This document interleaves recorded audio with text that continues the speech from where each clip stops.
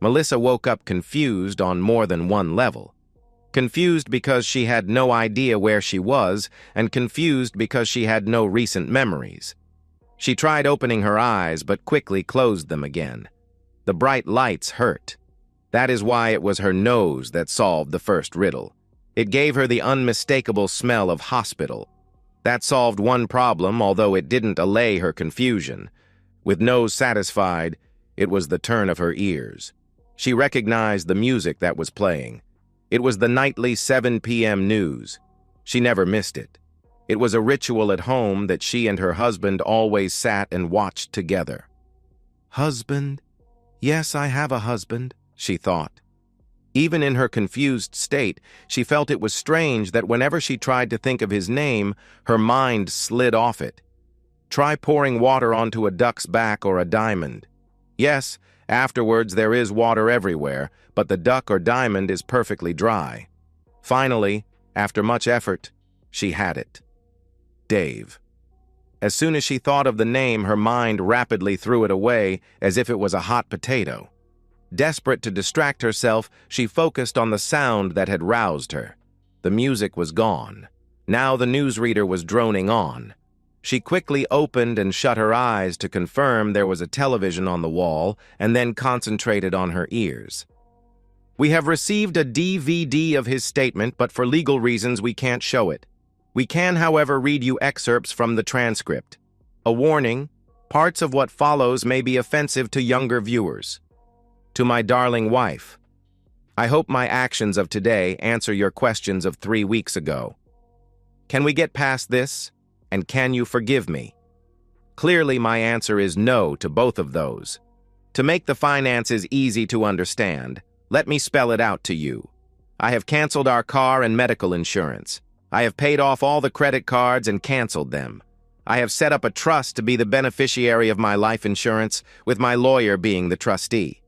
I added to this trust the entire contents of our bank accounts. When everything is settled, he has instructions to distribute everything to some nominated charities. Yes, I know this leaves the children with no inheritance, but they have finished their education, and I have given them the best possible start in life. I have no doubt they will be successful, and my conscience is clear. I have written to them all, explained my actions, and begged their forgiveness. No, I didn't leave out one brutal detail. I suggested that they take the example of your life from now as a lesson in why you should respect your loved ones. It is my second-last lesson to them. I really wish I could be around to see how your life progresses. How will you explain yourself to our children, our friends, and the children of our friends? But by now you realize that is impossible for me to be there. For the record, I am not doing this because I am suffering from depression or anything like that. In fact, anyone analyzing my actions will see them as the product of an obviously sane and rational mind. Not that I didn't have a reason to be pushed into insanity. It is bad enough to catch your wife in bed with another man, but when she reacts by asking you to leave so they can continue, well, that could push even the strongest man over the edge. At this point, even Melissa couldn't delude herself that the words coming from the newsreader weren't aimed directly at her. She desperately forced her mind away from sensory input, but that backfired when her memory threw up visions of the incident in question. Dave had missed the monthly party of their close friend group. He was supposed to be covering the afternoon shift at the mine. She found out later that the shaft hoist had broken down, and without a second means of egress from underground, work was prohibited. The group of 9 couples had known each other for years and were all about the same stage in life, either childless or empty nesters. This month, Susan and Carl were the rotated hosts.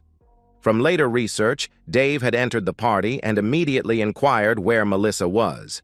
Some had genuinely not known, others made excuses. Susan told him his wife wasn't there. It was Graham who gave the game away. He always was a terrible liar. He stammered out that he was ignorant of her whereabouts, but Dave didn't miss his eyes flicking up the stairs. 3 people had apparently tried to stop Dave's ascent, but to no avail. When he burst through the bedroom door, he saw Carl intimately engaged with her. That didn't stop her from opening her eyes to see her husband over Carl's shoulder. She had been holding off her climax as she knew from experience that Carl was close. In all their time together, they had never had simultaneous excitement, and it was a goal of hers. It is often said that the closest a sane person can get to insanity is in the moments before excitement. That is the only way Melissa could rationalize why she simply panted, "Go away," and shut her eyes in concentration. The moment for her was spoiled, however. Her climax was ruined. In mounting horror, he had joined Melissa in getting dressed and racing out to find Dave. He was gone. With this particular mental scene over, Melissa couldn't help her attention returning to the television.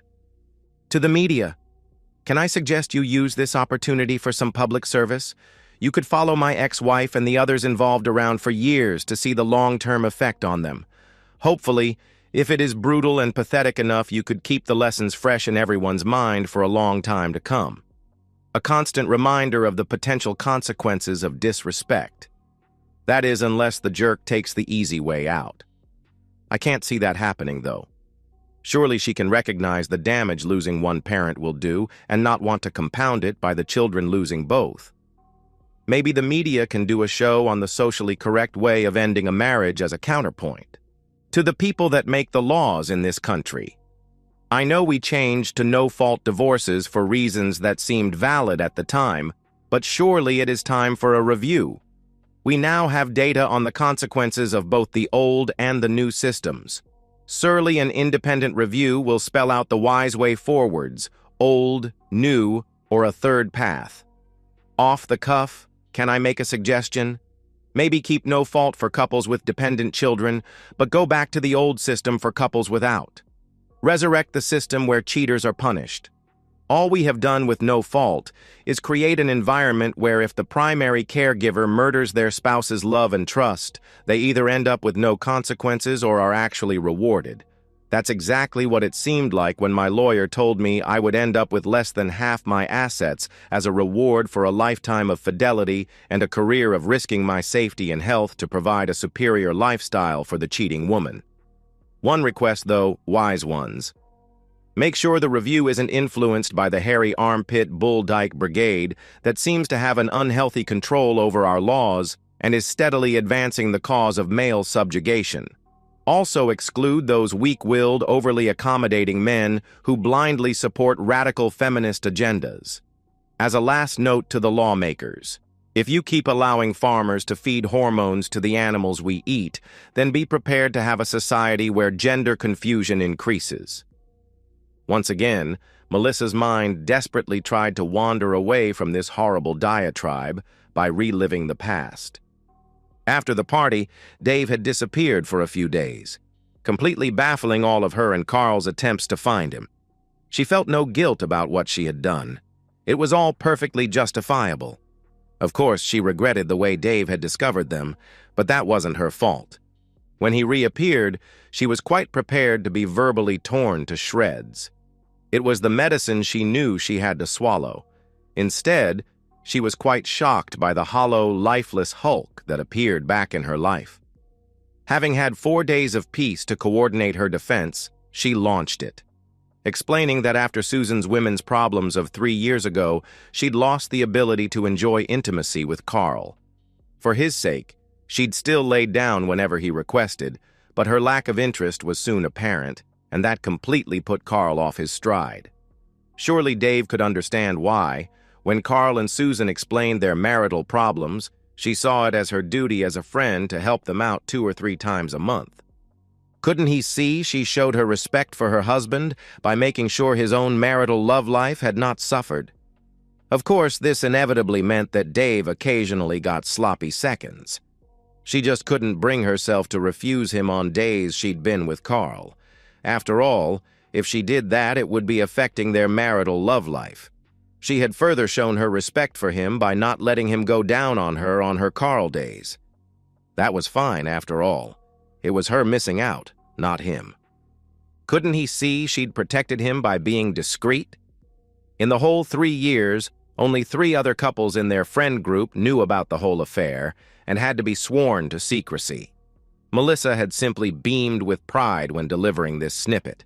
After all, Dave wouldn't want all his friends to think his wife was an unfaithful spouse, would he? Finally, couldn't he see why Susan, Carl, and she had kept it from him? After being married for so long, she knew her husband as well as herself. She knew his pride would find it extremely difficult to allow him to share her with another man. So she had skillfully saved him that angst by keeping it secret. All these justifications had been pre-prepared before the party. The one that took the whole 4 days of Dave's absence to justify was her response on being caught. In hindsight, her statement of "go away" could have been misinterpreted as indifference. In the end, her justification was that she had been caught up in the moment. In addition, imagine if the tables were turned. Put in Carl's place, would Dave have welcomed his orgasm being totally ruined? At the end of all this, she realized David wasn't impressed. In fact, he showed no reaction at all. Feeling remorse, this was when she'd asked him to forgive her and hoped they could get over it. There was never any doubt in her mind that it was only a matter of time and patience. Over the next 3 weeks, she gave him the space to come to terms with it in his own time. They never spoke of it again, but she was relieved that he was almost back to normal, except for the strange look in his eye. In hindsight, it was as if the pilot light had gone out.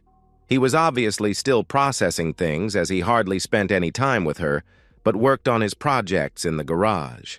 Melissa could hear his cement mixer humming away at all hours. It never occurred to her to ask why there was never any fresh concrete. Over that time, the phone had rung hot. The couples in the know worried about Dave and Mel's marriage. The previously ignorant couples pumped her for information. Feeling bad for how it might look to the uninformed, she had bent the truth slightly. She told them that Dave was fully aware of the arrangement with Carl and Susan, but had requested that she abstain that weekend as it was their anniversary. She apologized that she had dishonored that request and that they, their friends, had to witness Dave's subsequent anger. Carl constantly asked Melissa if Dave was ready for him to apologize yet. Melissa advised him to hold off. With no intimacy from Dave, Melissa got Susan's blessing to increase her visits to Carl's bed to once a week at least. 3 weeks after the event, Melissa started putting pressure on Dave about the monthly party. It was their turn to host it. It was also time for them to show their friends that everything was back to normal and their friendship group could continue uninterrupted. She stressed that it was unfair for some of their friends to still be uncomfortable over events that had nothing to do with them. That was the first time she saw any sort of emotional reaction from Dave. He showed some excitement. Melissa remembered being relieved that he was finally ready to move on. The dates of their parties were set in stone, the last Saturday of every month. That was why it was unusual when 2 of the couples declined to come, citing previous engagements. It was a relief to Melissa that both fell into the previously ignorant category. No worries. Fewer people continue stretching the truth. Everyone else came, though, and the party started off very well. 30 minutes later, one of the other, previously ignorant couples left, saying something had come up. 20 minutes later, they were followed by a second. Suspicious, Melissa had kept a closer eye on the interactions between the remaining people. The mood in the house was noticeably quieter, which wasn't fully explained by the dwindling population. She watched Dave talking to Jenny and Frank from across the room. Being very perceptive, she saw the intense look on Dave's face and the downcast look on the faces of both his companions. Shaking his head, Dave moved on. Curious, Melissa followed him as he moved to Sandra and Bob. Again, the intense look from Dave. This time, there were no downcast eyes but vigorous shaking of heads and animated conversation. 5 minutes later, Sandra bid Melissa good night and the couple left. To say Melissa was angry was an understatement. What right did David have to alienate their friends? She decided to give him a piece of her mind. She stormed into the kitchen to confront him. Carl, seeing the look of thunder on her face, followed her, disobeying her instructions to stay the hell away from David. "What the hell are you doing upsetting our friends? Can't you see you are embarrassing me?" "I'm sorry, dear. just finding out who the innocent parties were and who the conspirators were. Ah, Carl, welcome. I'm glad you're both here. In the spirit of fair play and in respect for our years of friendship, I must tell you that I am now going to the basement to retrieve my pistol from the safe. When I return, I will be shooting you both dead." With that, Dave turned and slipped out of the room. Carl tried to grab his arm, but Melissa held him back. "Come on, Carl, let's get out of here." "You're not serious, Mel. He won't do it. He's just trying to get some payback by scaring us." "You didn't see his eyes, Carl. Dave has green eyes. That thing had black eyes. They were the eyes of a monster. I think we created that monster. We have to get out of here now." "What about Susan?" "Leave her. She's safe. It's us it wants." That was all Melissa remembered for the moment. With no more action replays, her attention returned to the television. "To all the family and friends of people who called themselves my friends but failed to alert me to what my darling wife was up to, my profound apologies. I hope I have sent a message to our society that this unacceptable behavior should be punished. With the media's help, this lesson could last for years. If nothing else, these loathsome creatures have been expunged from the gene pool." Finally, to my former friend Carl. 35 days after me, you are going to learn the same lesson I did. The one thing far worse than death is to abruptly lose the person you have loved unconditionally for so long. To have your heart torn from your chest and peed on while it is still beating. As I said to your cheating woman, good luck trying to explain the loss of their mother to your children, knowing in your heart that they believe it was all your fault. Your children can share in the last lesson I am giving mine, seeing how a real man dies. And good luck explaining it to all your other family and friends. I think history may judge that Susan got off lightly. Worse than death is a life spent regretting the suffering you have caused to so many. Goodbye, my friend. I'll see you in hell." Melissa lapsed into unconsciousness. Again, her mind vivid with suppressed memories. Of her dragging Carl out of the front door and hearing the deadlock click behind her. Upon reaching the other side of the street, where she briefly glanced over her shoulder to see Dave looking out the window at her. Of continued to run until the enormous explosion threw Carl and herself to the ground. How, just before she lost consciousness from the concussive blast wave, she instinctively dragged Carl under a truck to avoid the falling debris. The remembered pain woke her again. Now, back to today's top story. A house in Mort Crater was destroyed today in an enormous explosion. 2 people outside the house were injured, but are reported in a satisfactory condition. A police spokesman said it was believed at least 8 people were present in the house and are feared dead. This station has determined that the house belonged to David Brown, a shot firer at the local mine. More details will be released later. Melissa lapsed into blessed unconsciousness again, but those flashbacks just wouldn't leave her dreams. She remembered Dave telling her once about the most common explosive he used at work. It was simply a mixture of a common garden fertilizer and petrol or kerosene or some type of fuel. She'd asked him if it was easy to make, and he'd replied it was simple. You just had to thoroughly mix them somehow, say in a cement mixer, then get a detonator and booster to set them off. Finally, as a merciful cloak of darkness descended over Melissa, one last collage of despair played across her memory. In the shattered remnant of her mind, she saw again Dave standing at the window of their house. In his left hand, a small yellow box from which wires dangled. Behind him peered 7 worried faces, sharing their glances between the box in Dave's hand and the fleeing couple out the window. In her mind's eye, she saw Dave's green eyes shining as his face crinkled in a smile. She watched in slow motion as he raised the box in one hand and pressed a button with the other. 2 months later. Tonight on 10, in our regular public information segment, we were going to bring you an update on Carl Weston, the lover in the infamous Brown Weston tragedy. Unfortunately, due to his tragic suicide this week, we won't be able to. Instead, we will be bringing you an interview with Dora Smith, eldest daughter of Janet and Graham Smith, one of the couples who died in the Mort crater explosion. Then we'll be bringing you an update on the spate of confession stories, divorces, and requests for counseling services flooding the country. The ACP reports the current waiting list for marriage counseling services has blown out to 3 months. Stay tuned. And that's the end of today's story. If you enjoyed it, please give this video a thumbs up and drop a comment below. Your support helps the algorithm push my content further.